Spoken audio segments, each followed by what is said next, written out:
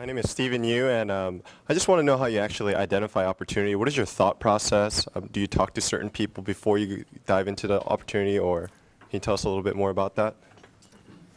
For me, it's a little bit more challenging because I'm in three different sectors.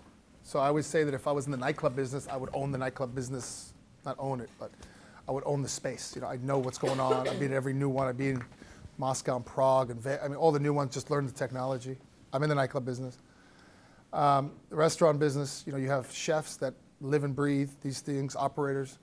We're in the restaurant business. I'd say every day we're learning. I think we're probably one of the best operators right now.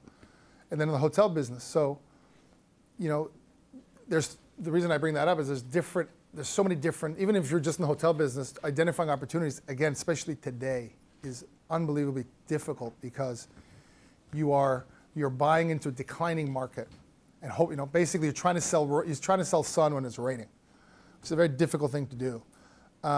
It's fun, you got to try to remind people there will be good days again and show some of the good things that have happened. But you got to constantly be out in the kind of the conferences. You got to be out there on the street. You got to deal with brokers. You got to get the right broker's attention. That takes time. The deal flow is probably the hardest thing. I was out at the hotel conference in San Diego at the beginning of the year. You had maybe 70% of the people there were opportunity funds that had a shitload of money, a lot of money. And 20% of them were operators and 10% of them were deal guys.